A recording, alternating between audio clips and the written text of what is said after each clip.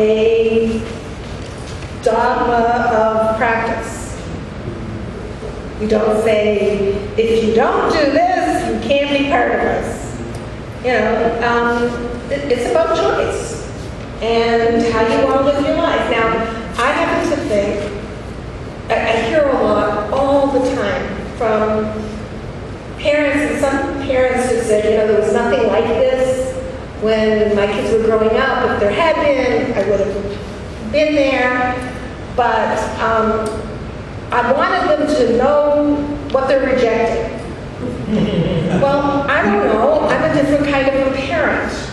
If I want to know, I want my children to know what I believe. So I never, if humanistic Judaism hadn't existed in Detroit, I probably would have been part of the Unitarian Church. Probably. Because those values would be more consistent, and I would educate my children Jewishly differently. Now, as a Jew myself, I mean, I had Sunday school, which was almost nothing, but I have a minor in Near Eastern Studies that I did as an undergrad, I have a master's now, but you know, I educated myself in the universities, and that's probably, I would have taken my kids to lectures. I mean, that's probably what I would have done, and I would have taught them at home. But that's hard for a lot of people because, frankly, Jewish identity for humanistic Jewish families often comes after the music lessons, after soccer, after swimming, and, you know. I mean, to be realistic. We should begin to wrap it up. We'll take just a few. Johanna, Alan. One quick comment. Miriam is rabbi of the Society for Humanistic Judaism. Many of the congregations within Humanistic Judaism have rabbis as well, and they studied at the institute that's run by Humanistic Judaism. We do not have a rabbi. We have a madrik, and a madrik is a ceremonial leader who can legally perform marriages and also performs all of the other life cycle ceremonies. Yes. Johanna? Okay. A couple of the things that I noticed that were in the survey, and I have a survey research background too, was that I associate with this group that believes in with Jewishness is argumentativeness, debate, controversy, talking about issues and questioning as big. And the other thing that is lacking that draws me to Judaism is the music and the art. I mean, the art, some of the art is just unbelievable. And these are things that really attract me. But my question has to do with, we say what we believe, and we believe what we say. And I think you have to also question whether you're being literal or not. Because so much of ritual, which we say, is art, it's poetry, it's the essence of it is still there for us, for me anyway. The essence of a Roman Catholic Mass is there, even though I don't believe the words. The essence of a Judaistic prayer is there.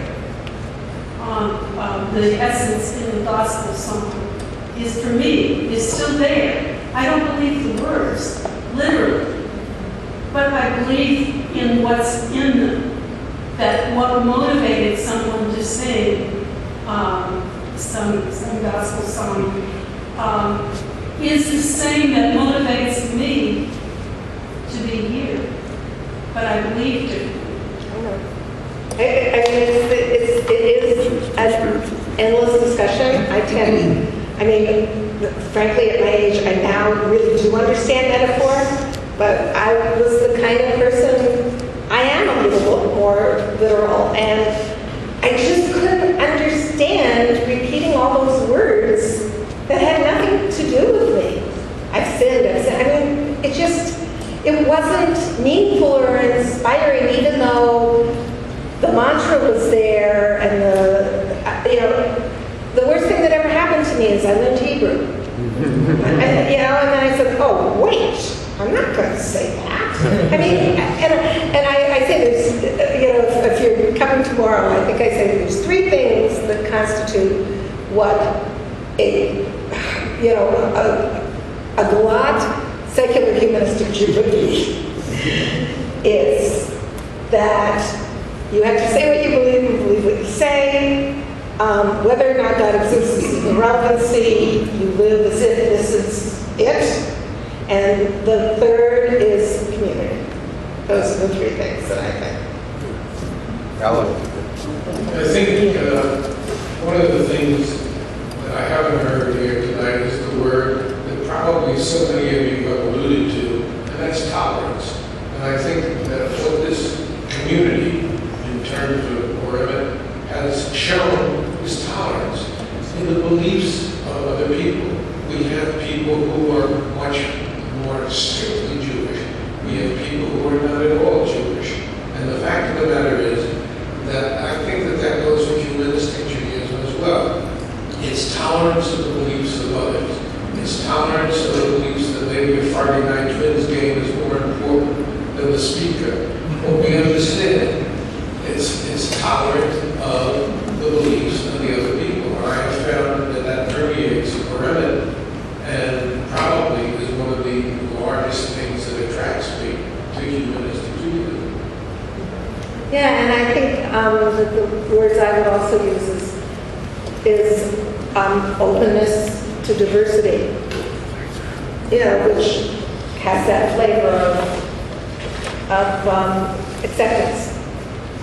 So I wanted to respond to your question about the issue that you brought up, which was that when you were growing up, you had rituals in the home that would help to kind of reinforce your identity and such. And again, I'm going to go back to the study because I was looking at my old presentation. This is not something that it's a question that I think all Jews are dealing with. I mean, there's a question of do you always light Sabbath candles? That's about the most that's the only thing ritually do.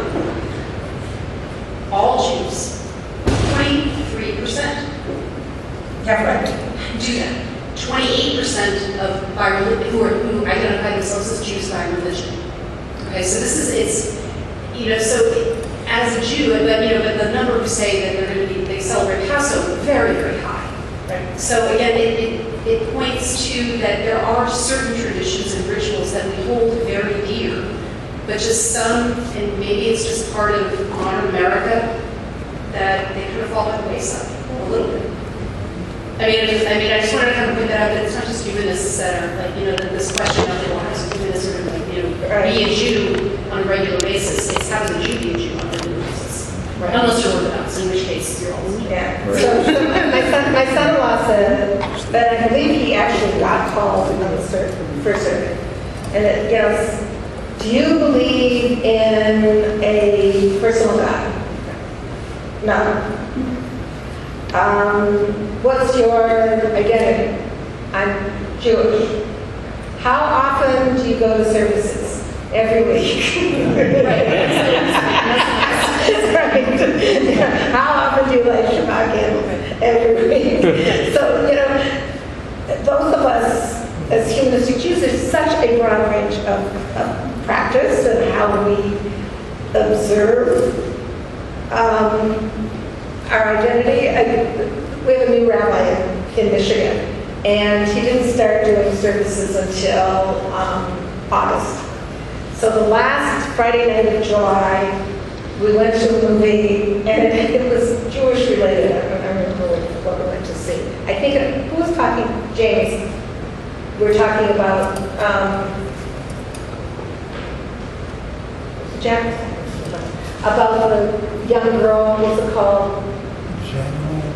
No, the young girl, the movie about the young girl who was being, she was Hasidic and her sister died. It was Fill the Void. Fill the Void. Fill the void. Right. Fill the void. Right. So that's the movie we went to see.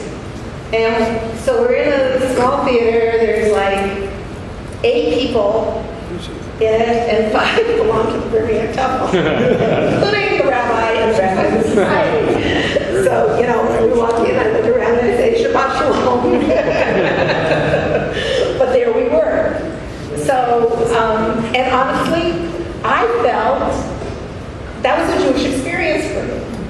And it was a Shabbat experience, and it was, you know, the topic was critical and important, and we were together with friends, and so, and I think that that's one of the things that I'm trying to get at when I say we need to think outside the box. Because you talk to young people today, and you're just going to get such a range of ways that they feel they want to connect, even though they say, yeah, I feel Jewish. Well, what the heck does that mean? Just a comment with the questions about observance and so on. One of the reasons ceremonies are important is they bind the people who are participating in them together, you know, at the same, who are participating at the same time. But one of the challenges for secular organizations is to do ceremonies well. If you look at, say, how well the Catholic Church does ceremony, how well Orthodox synagogues do ceremony, it's a challenge. But fortunately, we have a very rich tradition, and we continue these ceremonial traditions, and hopefully we're doing better and better. Good music is important to it. It doesn't matter whether you're an atheist or Orthodox. Good music is important as a group sharing event. Sure, it's a So, picture of your head. just one or two last questions. Howard had a question. Howard. Just maybe 3 parts of my comments. I think your presentation was enlightening and disheartening to me. How's that? Okay. Enlightening part was some of the internal issues with the study, that it's not so clear, and the kinds of fixed choice questions and alternatives made a mess out of everything. And so it's hard to interpret, but maybe if we dig deeper, we can understand it. So that was enlightening. I think what was disheartening is you reported what I am sensing, and I think someone mentioned, well, it's the millennial generation, but that people's decision to connect or say, the way I'm Jewish is I hang out with some Jewish friends or I see some parts of my Jewish family, and it's not in building institutions or being part of the community. And that's the disheartening part, I think, for us and for the JCC here or other synagogues and a whole range of other organizations. Because I don't know if it's old-fashioned, but I mean, part of my beliefs is that we build institutions, we build who we are more richer through community, and that we need to do that intentionally. And if people don't want to do that, I don't know how we reach out and engage with those folks, and there's a very puzzled look over there. Well, I would argue that it's not that younger generations don't want or seek community, they just don't seek it in these older institutions. And that's the difference. So you start a Shabbat bike riding. Oh, go all the way, drinking club. Right. You know, I mean, I just think that, I mean, in Colorado, there's an adventure rabbi. Yes. Which I forget her name, but when I go to Colorado for high holidays, I always insist on a hike as part of what I do. So usually we have one indoor like holiday celebration, and the second one is outdoors. And the last time I was there for Yom Kippur, we bumped into 4 other Jewish groups out there, you know, on Yom Kippur afternoon. But that is an intentional way of building community. So if that's all included, then I'm good with that. Right. And for the second year, I'll be leading 3 bike rides in the city of 55,000 where I live as a volunteer guide for the Parks and Recs Department. So I should volunteer my bike guiding services then for an event. Right. and ours. Yeah, absolutely. Great.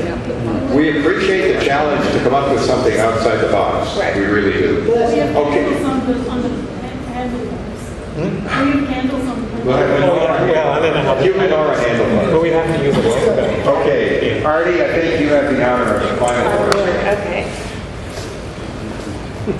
Okay, it occurs to me that Richard was talking about building ceremony and that people are finding that in different ways.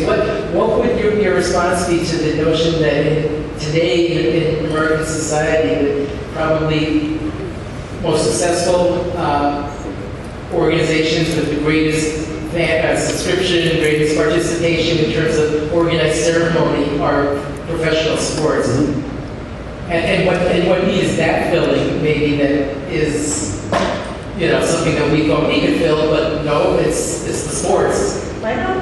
I mean, that's what I said, but, when you look at Jewish families and see where Jewish identity fits into the priority structure is often after And I was not the music lessons and, exactly. So, I'm also pragmatic, and I say we need to be where the needs are, not where we think people should be.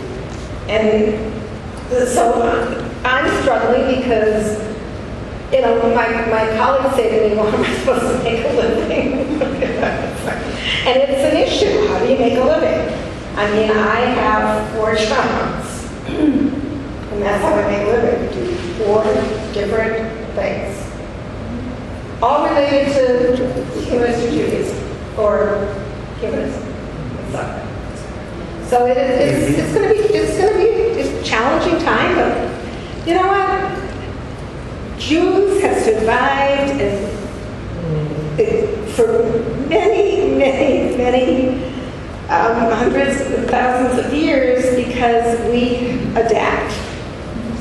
And so I would say that adaptability is our challenge. So thank you so much.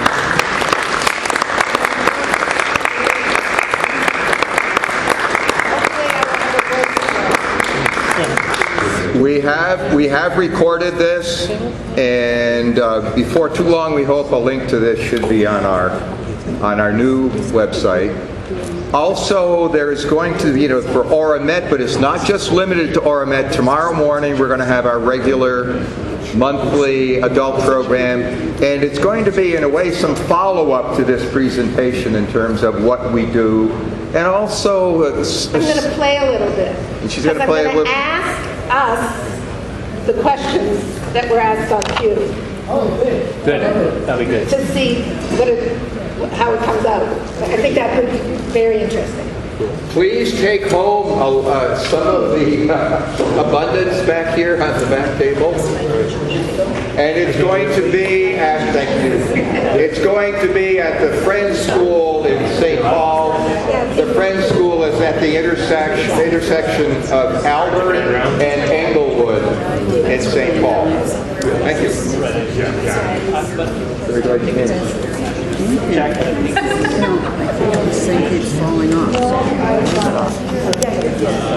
Thank you for joining us. Thank you so much.